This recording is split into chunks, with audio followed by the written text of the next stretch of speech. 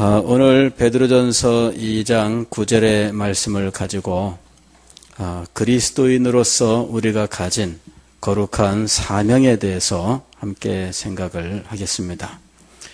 오늘 우리가 읽은 말씀에서 사도 베드로는 우리 그리스도인들의 특별한 신분 혹은 지위와 특권에 대해서 말씀하고 있습니다. 그러나 너희는 택하신 족속이요 왕같은 제사장들이요 거룩한 나라요 그의 소유된 백성이니. 여기에 이 말씀은 그러나라는 말씀으로 시작을 합니다. 이것은 그 앞부분에 이것과는 정반대되는 어떤 내용이 있기 때문에 그것과 반대되는 말을 시작할 때 그러나라는 말을 사용하게 되지요. 앞에 나오는 말씀은 뭐냐 하면은 그리스도께서 오셨으나 제대로 믿지 아니한 이 유대인들에 대한 말씀입니다. 이 유대인들은 그리스도를 제대로 영접지 아니하였고 오히려 그를 버렸습니다. 그래서 이렇게 버려진 돌 같은 예수 그리스도를 하나님께서 오히려 모퉁이 돌이 되게 하셔서 새로운 이러한 교회를 세우셨는데 예수 그리스도는 안 믿는 자에게는 그저 길가에 굴러다니는 돌에 불과하지만 믿는 자에게는 보배로운 이제 보물 같은 분이시다 하는 말씀을 하면서 예수님을 버린 백성들이 있었다는 거죠. 그러나 우리는 예수님을 버린 백성이 아니라 하나님께 특별히 선택된 영광스러운 백성으로서 예수님을 구주로 영접하고 예수 그리스도께서 우리에게 베푸시는 그 놀라운 구원을 얻게 되었다 하는 것입니다. 그런데 오늘 우리가 읽은 이 말씀에서 너희는 택하신 족속이요 왕같은 제사장들이요 거룩한 나라요 그의 소유가 된 백성이니 라고 하신 말씀은 출애굽기 19장 6절 이하에 나오는 말씀으로서 이것은 이스라엘 백성들이 하나님과 특별한 언약 관계에 들어가면서 하나님의 특별한 백성이 되던 이 언약을 신약의 우리 교회에 그대로 적용한 말씀입니다. 다시 설명을 드리면 예수님 당시 혹은 초대교회 이 사도들이 복음을 전하던 그 시대에 유대인들 중에 많은 사람들은 예수 그리스도를 부인하고 예수님을 제대로 믿지 않았습니다. 오히려 십자가에 못 박으라 외쳤죠. 그래서 이스라엘은 민족적으로 하나님 앞에 버림을 받게 되었는데 그들이 하나님 앞에서 가졌던 그 특별한 지위는 신약의 성도들이 계승했다 하는 것입니다. 그래서 이 출애굽기 19장 5절 6절 이하에 나오는 이 신의 산 언약을 신약 성도들에게 적용해서 그러나 너희는 이렇게 말씀한 거예요. 자, 여기에 이 위치는 아주 특별한 것입니다. 너희는 택하신 족속이요. 다시 말씀을 드리면 너희는 택함을 받은 사람들이다. 그런 말이죠.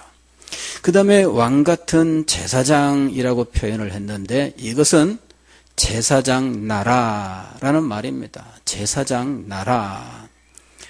구약시대에 이스라엘이 제사장 나라가 되었습니다. 다시 말씀을 드리면은 하나님과 이방 백성 사이에서 하나님의 영광을 나타내는 거룩한 사명을 받은 존재들로 이방인들을 하나님께로 인도하는 사명자가 되었는데 그것이 바로 제사장 나라의 의미입니다.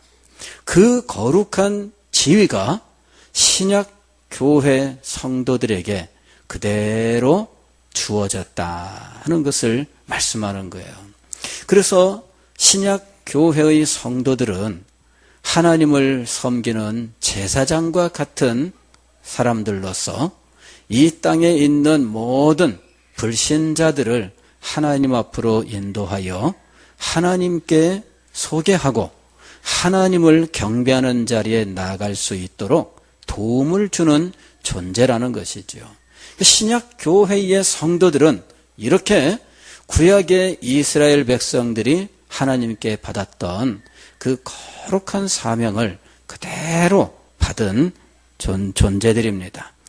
더 나아가서 거룩한 나라요, 이 말은 그들의 성결함에 대해서, 즉 신약 교회의 성결함을 의미하는 것입니다.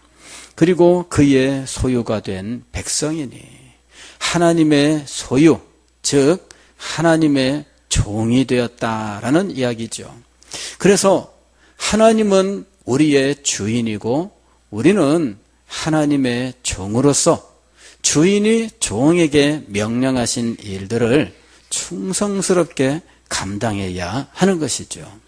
자, 이런 일들은 굉장히 영광스러운 일이에요. 우리는 종이라고 하는 말 때문에 굉장히 신분이 보잘것없다 이렇게 생각하기가 쉽습니다. 그러나 이것은 그 시대의 특징을 잘 몰라서 우리는 조선시대의 머슴이나 노예나 이런 것만 생각하기 때문입니다. 사실 이 종이라고 하는 것은 임금님에 대해서 신하들이 가지는 신분입니다. 그래서 신하들이 임금님에 대해서 나는 당신의 종입니다, 이렇게 고백을 하고 그것이 그의 신분이에요. 그리고 종은 그 종이라고 하는 것 때문에 신분이 고정되는 것이 아니라 누구의 종이냐에 따라서 그 사람의 신분은 다양할 수밖에 없다는 것이죠. 가령 왕의 종이라 그러면은 일반 다른 웬만한 사람들보다도 훨씬 더 높은 존재예요. 왜 우리도 그런 건 있잖아요. 정승집 머슴이 웬만한 벼슬아치보다 힘이 세잖아요. 그죠? 그래서 정승집에 청탁하러 왔는데 그 집안에서 문직이 이 종한테 쩔쩔맵니다. 그죠? 뭐 그거야 이제 자기가 당장 이루어야 될 어떤 일이 있으니까 그런 거지만 고대에는 이 주인이 누군지에 따라서 종의 신분이 결정돼요. 그래서 임금이 자기의 주인이면 이 종은 임금의 그 지위를 자기의 배경으로 가지면서 높은 대신들에게도 자기의 권세를 나타낼 수가 있는 거예요. 특별히 그러한 지위로 선택되는 종들이 있어요. 그런 특별히 선택되는 종들은 그 지위가 지극히 영광스러운 지위가 되는 겁니다. 그래서 내가 예수 그리스도의 종입니다 그럴 때 우리는 그냥 막 배움도 없고 그리고 뭐 비천한 가운데 살아가는 그런 종을 생각하는데 그것이 아니라 거룩하고 영광스러운 분을 자신의 주인으로 모신 탁월한 지위에 있는 존재다라고 생각해야 하는 겁니다. 그러니까 지금 여기 그러나 너희는 이라고 말씀했던 이 부분은 신약 교회, 특별히 그 성도들이 얼마나 거룩하고 영광스러운 신분을 가진 존재인지를 말씀하고 있는 겁니다.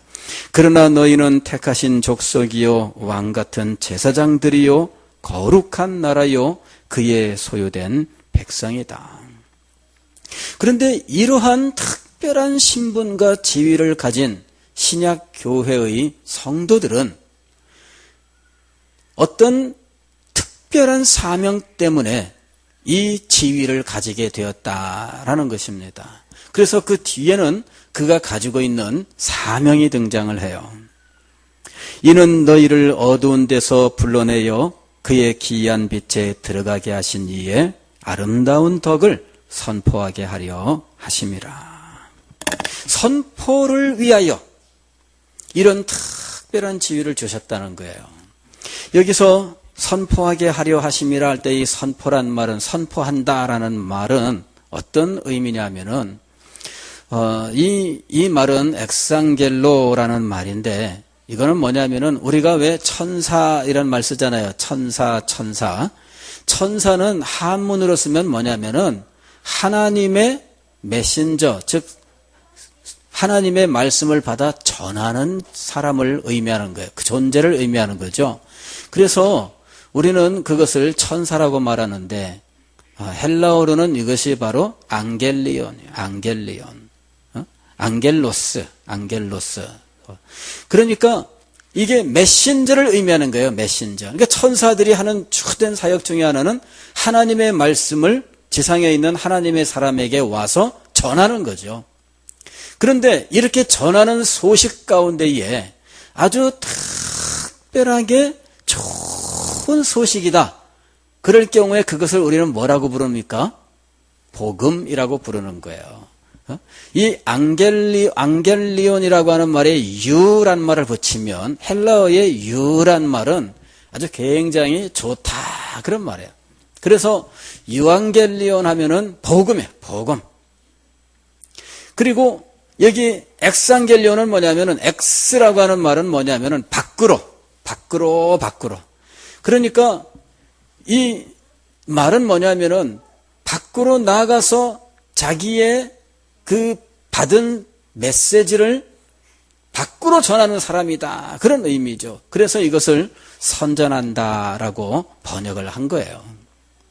그런데 그리스도인들이 이 특별히 전해야 할 내용이 뭐냐 하는 거죠. 특별히 전해야 될 내용이 오늘 여기 나오는데, 너희를 어두운 데서 불러내어 그의 기이한 빛에 들어가게 하신 이의 아름다운 덕입니다. 어두움이라고 하는 것은 우리가 과거에 살았던 구원받지 못했을 때의 삶을 의미합니다. 그리고 빛이라고 하는 것은 구원받은 삶을 말하는 거죠.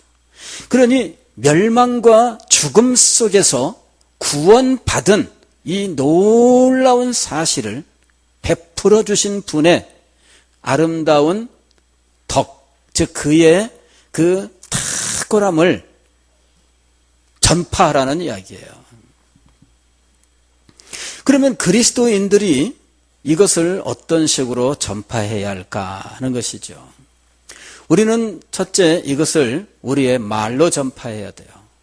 하나님께서 죄인들에게 어떻게 구원을 베푸셨는지, 하나님께서 죄인을 구원하시기 위하여 어떤 일들을 행하셨는지, 그리고 그리스도는 죄인들의 구원을 위하여 어떤 희생을 무릅썼는지, 이런 구원의 사실들을 우리의 입술로 증거해야 됩니다. 우리는 그리스도와 그분을 우리에게 보내신 하나님의 이 구원에 대해서 선포할 수 있어야 돼요. 이 부분을 우리가 언제든지 입에 꼭 닫고, 입을 닫고 말하지 않고 살아간다. 그렇다면 그것은 이 복음을 선포하는 이 일을 우리가 지금 가로막고 있는 거예요. 우리는 할 수 있는 대로 하나님께서 우리를 구원하신 이 사실을 전파할 수 있어야 돼요. 이사야서에서 외치는 자에게 권면하는 것은, 너희는 산에 올라가서 내 목소리를 아끼지 말고 선포하라, 이렇게 이야기합니다. 산 위에 올라가서 선포한다는 말은 모든 사람이 들을 수 있도록 외치는 것을 의미하죠. 낮은 곳에서 외치면 멀리까지 가지 않습니다. 그러나 높은 곳에 가서 외치면 멀리까지 갈 수 있죠. 그리고 손을 모아서 외치면 이 소리가 더 분명하게 전달됩니다. 우리는 이렇게 분명하게, 그리고 먼 곳에까지 복음이 전파될 수 있도록 우리의 입술로 복음을 증거하는 사람들이 되어야 하는 거예요. 왜냐하면은 우리가 어두운 데서 부르심을 받았고 기이한 빛, 즉 그 영광스러운 구원에 들어가게 되었는데, 그 안에서 우리는 알고 보니 하나님께서 우리를 특별히 부르셨고 하나님께서 우리를 특별히 선택하셨는데 하나님의 나라 백성이 되게 하시고 제사장 나라가 되게 하시고 하나님의 소유가 되게 하시되 거룩한 존재가 되게 하신 거죠. 그러니 얼마나 놀라운 일입니까? 우리가 하나님께 받은 이 구원은 감격적인 것이고 이것은 세상에 큰 소리로 외쳐야 되는 놀라운 사실인 거예요. 복음을 전할 때에는 두려워할 필요가 없습니다. 왜냐하면 이것은 세상 사람들이 듣지 못했던 너무나 놀라운 일들이고 이 소식은 세상 사람들을 구원으로 이끄는 영광스러운 소식이기 때문입니다. 우리는 복음을 선포하는 특별한 사명을 받되 그것을 감당할 수 있는 특수 지위, 특수한 신분을 하나님께 받은 사람들입니다. 자, 더 나아가서 우리는 하나님의 그 찬란한 덕을 어떻게 나타내야 할 것인가? 우리의 삶으로 나타나야 됩니다. 우리들의 삶이 우리가 선포하는 이 복음과 어긋난다면 우리가 선포하는 이 메시지가 사실은 권위를 상실하게 되고 신뢰를 상실하게 될 겁니다.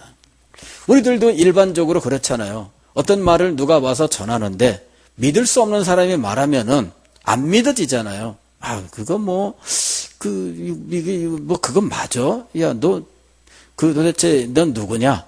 따져보니까 도대체 이 말을 전할 만한 사람이 아니에요. 그럴 때 우리는 신뢰하지 않습니다. 오늘날 우리 교회가 위기를 맞이하고 있다면 바로 이 부분의 위기라고 많이 이야기합니다. 교회가 복음을 전하는데 이 복음에 어울리지 않아. 복음을 신뢰할 수 있을 만한 모습, 이것이 교회에게서나 성도들에게서 찾아볼 수 없다. 이것이 우리의 반성입니다. 그러니 우리가 복음을 전할 때 그 복음이 제대로 힘있게 전파되겠습니까? 그걸 누가 받아들이겠습니까? 오히려 너나 믿어라 그러면서 비난하고 조롱하고 침뱉는 일들이 벌어지는 거예요. 오늘날 우리 교회가 위기를 맞이하고 있다면 저는 바로 이 부분에서 위기가 있다고 봅니다.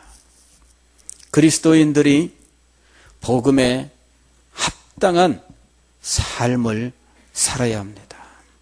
복음에 합당한 삶이 없어서 우리는 복음을 전하기도 어렵고 복음을 전한다고 해도 신뢰를 얻지 못하는 이런 상황에 빠져 있는 거예요. 그러니까 위기가 중첩되고 있는 거예요.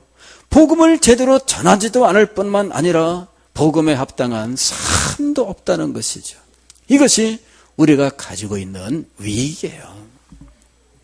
그 다음에 여기에 또 하나의 위기가 있는데 그것은 복음이 말로만 임하는 것이 아니라 실상은 능력으로 임해야 하는데 우리들에게 복음을 전할 수 있는 능력이 있느냐 하는 겁니다. 복음과 삶과 능력, 이것이 있어야 됩니다. 능력이 없어서 마음에는 원의로 전하지 못해요. 마음에는 원의로 살지를 못해요. 자, 이러니 오늘 우리들이 가지고 있는 이 큰 문제의 본질을 우리가 한탄해야 된다는 사실이에요. 저는 우리 서대신 교회 이 세 가지를 온전히 갖추는 교회가 되기를 원합니다. 복음을 바르게 풍성하게 간직하여 전하는 교회, 그리고 복음에 합당한 삶을 사는 교회, 그리고 복음을 전할 수 있는 이 능력을 가진 교회, 이것이 온전히 이루어져야 됩니다. 이 가운데 어디라도 문제가 생긴다면 분명히 우리는 주신 이 사명을 제대로 감당할 수 없습니다. 하나님께서 왜 특별한 지위를 주셨을까? 하나님께서 왜 특별한 신분을 주셨을까? 그것은 그가 감당해야 될 사명이 있었기 때문이에요. 그에게 하나님은 목적을 가지고 계셨던 거죠. 이 목적을 달성하는 우리의 삶이 되어야 합니다. 복음을 알고 복음을 선포해야 됩니다. 그리고 복음에 합당한 삶을 살아야 합니다.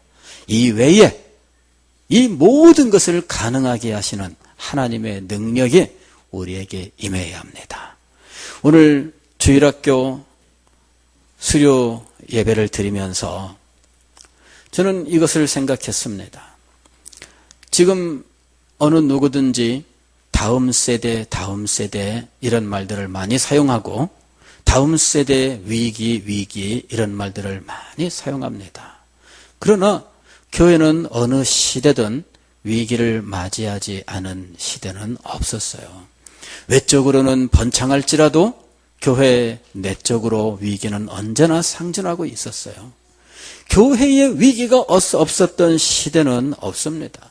문제는 무엇이냐 하면은 각성된 하나님의 백성들이 복음을 가지고 복음을 붙들고 합당한 삶을 살면서 하나님이 주시는 능력으로 사명을 감당했다는 것입니다. 그때 이 위기를 이겨냈던 것입니다. 하나님은 한 줌밖에 안 되는 사람들을 이 세상에 보내셔서 그 사람들로 하여금 복음을 전하게 하시고 온 세상을 복음화시키기를 원하셨습니다. 그리고 그것이 가능한 이유는 하나님께서 능력을 주셨기 때문이죠. 이 사실을 깨달은 사람들이 복음을 가슴에 품고 복음을 붙들고 살아가면서 하나님께서 주신 능력으로 이 일을 감당할 때 하나님께서 원하셨던 그 일이 이루어져서 땅끝까지 복음이 전파되고 수없이 많은 영혼들이 구원을 얻은 것입니다. 이런 놀라운 역사는 오늘도 우리 가운데 일어나는 일입니다.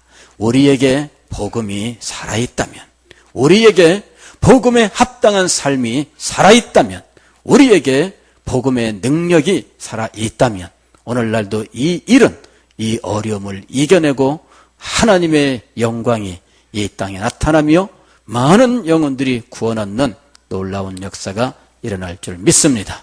주일학교 수료예배를 드리면서 다시 한번 우리는 이 원리를 기억하고 믿음의 용기를 갖고 이 일을 감당할 수 있기를 원합니다.